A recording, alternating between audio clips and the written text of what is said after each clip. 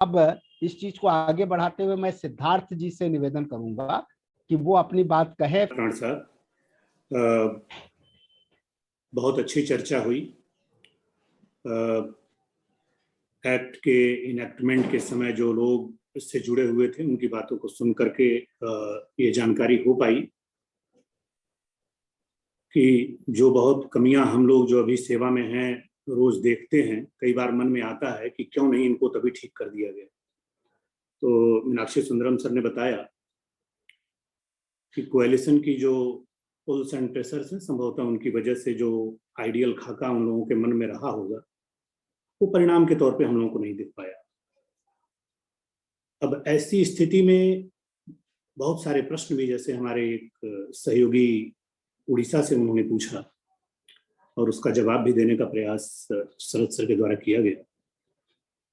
मैं जमीन पे जो काम करने का हम लोगों का अनुभव है उसको देखते हुए जो मैं कहना चाहूंगा वो ये है कि हमको इस मोड में काम नहीं करना चाहिए कि जब तक 9 मन तेल नहीं होगा तब तक राधा नहीं नाचेंगे।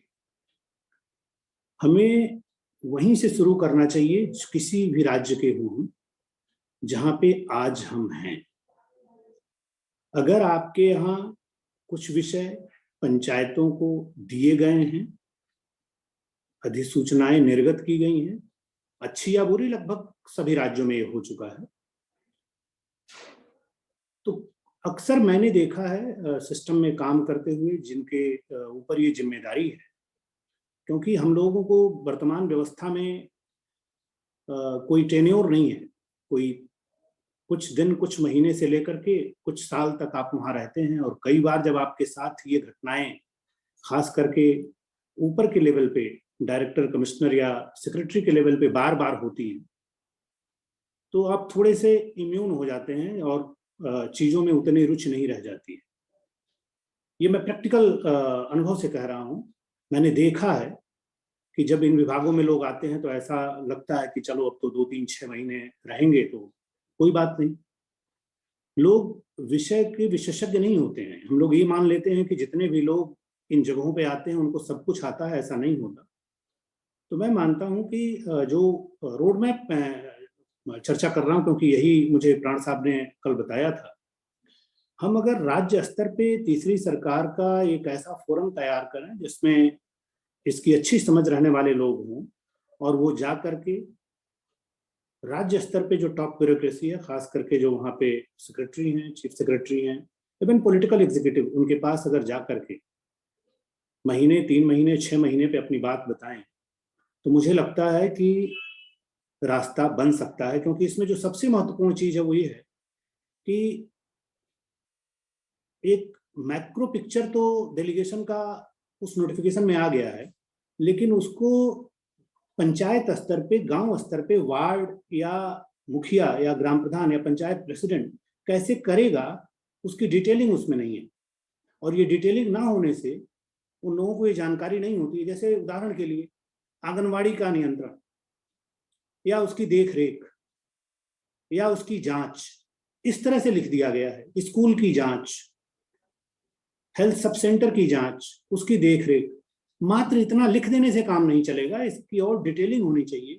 और जब आप पंचायती राज विभाग में बात करेंगे तो पंचायती राज विभाग के सचिव को प्रोएक्टिव होकर के, उनके डायरेक्टर को प्रोएक्टिव होकर के संबंधित विभागों से, वुमेन एंड चाइल्ड डेवलपमेंट से, सोशल वेलफेयर से, एजुकेशन से, अगर मिड डे मील की बात है या प्राइमरी एजुकेशन की बात है, उनसे उनके जो प्रारंभिक नोटिफिकेशन है सब्जेक्ट जो डिवोल्यूशन के, उसकी डिटेल सर्कुलर जारी करवानी होगी। एक बार वो डिटेल सर्कुलर जारी हो गया तो जो पंचायती राज व्यवस्था में हमारे यहाँ चुन करके वार्ड मेंबर या ग्राम प्रधान आते हैं, उनके लिए आसान हो जाएगा उन चीजों की बेहतर देखरेख करने में।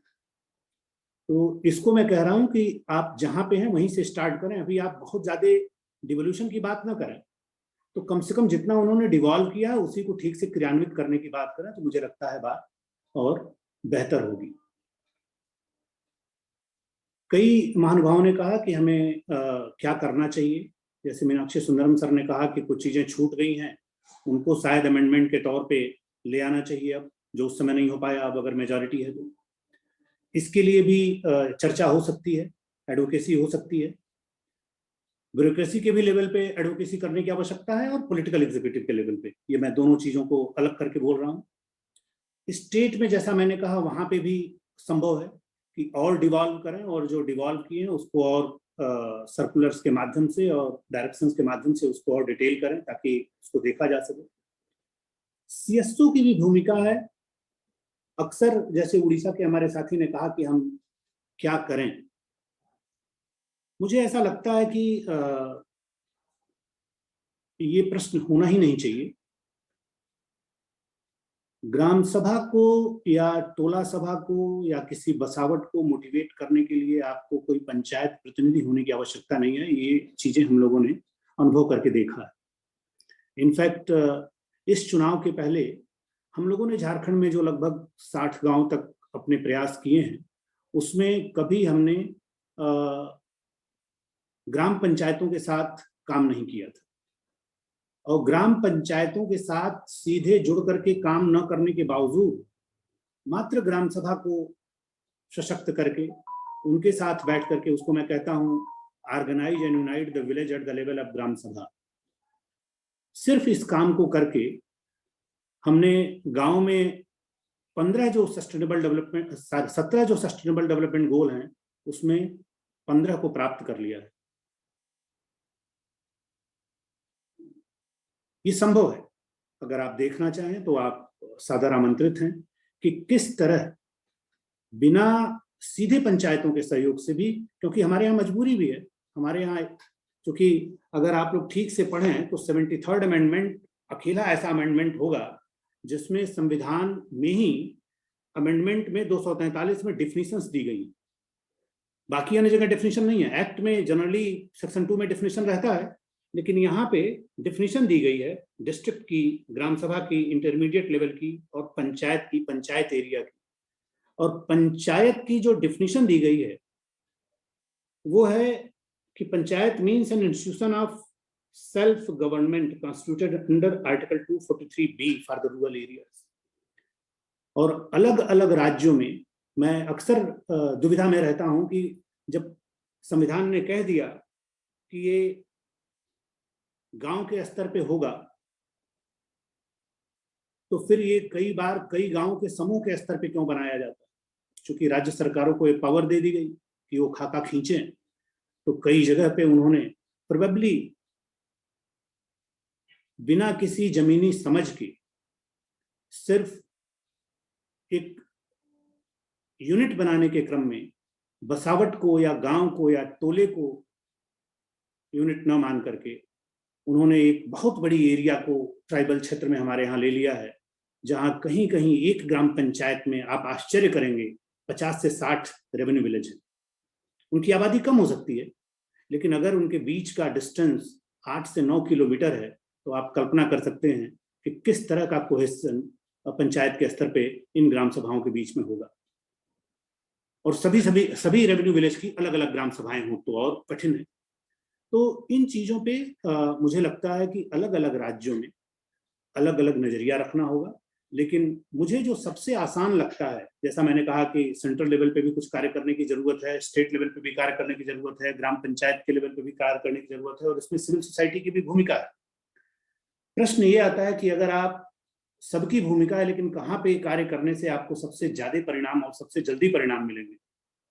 क्योंकि हम लोग, जैसे अभी अरुण जी ने कहा कि 4 दशक के बाद, लगभग 45 साल बाद तो अमेंडमेंट आया आजादी के, और 3 दशक के बाद आज हम बैठे हुए हैं उसी दिन ये चर्चा करने के लिए, और ज्यादातर लोग जो बोल रहे हैं वो अभी भी असंतुष्टि का भाव दिखा रहे हैं। ऐसे में प्रारंभ कहाँ करना चाहिए? बहुत बड़ा कार्य नहीं है, मात्र 6.5 लाख गांव हैं हमारे देश में।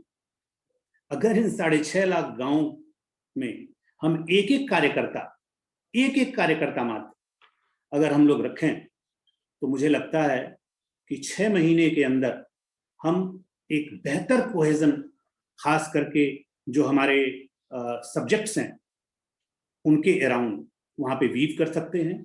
और ऐसा करने के उपरांत वहां पे धीरे धीरे, जैसा हम लोगों ने अपने यहाँ स्वावलंबन के प्रोजेक्ट में देखा है कि शुरुआत होती है ग्राम सभा को सशक्त करने के साथ, लेकिन जो ही 50 से 60% लोग एक साथ आते हैं 2 से 3 महीने के अंदर, और वो सफाई, शिक्षा, स्वास्थ्य, पोषण, खेती, पानी, फॉरेस्ट कंजर्वेशन, बायोडाइवर्सिटी, कहना है कि ठीक है, अगर वैसे भी अगर कागज में कुछ भी संविधान में लिख दिया जाए और अगर जमीनी स्तर पे क्रियान्वयन में हम कमजोर हों, जैसा कि अक्सर सभी प्रोग्राम्स में देखा जाता है, तो बात नहीं बनेगी। तो मुझे लगता है कि अगर सस्टेनेबल तरीके से बदलाव लाना है तो कोई दूसरा रास्ता ही नहीं हो सकता है, बशर्ते कि हम अपने ग्राम सभाओं को एजुकेट करें, अवेयर करें, ऑर्गेनाइज करें और यूनाइट करें।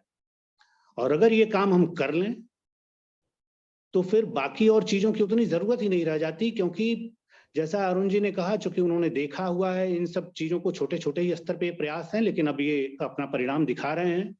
जितने भी तरह के, मैंने कहा 15 एसडीजी गोल एड्रेस हो जाते हैं, और बाकी 2 इसलिए नहीं कह रहा हूं क्योंकि उसमें कुछ अर्बन और इंडस्ट्रियल गोल हैं। सारी चीजें उसमें एड्रेस हो जाती हैं और 2 से 3 साल के अंदर वो गांव इस तरह बदल जाता है कि जैसा हम कल्पना करते हैं कि शायद हमारे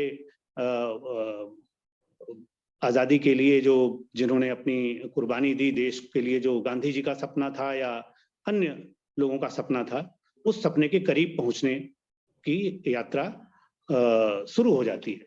तो मैं यही कह के अपनी बात को बंद करूंगा। धन्यवाद।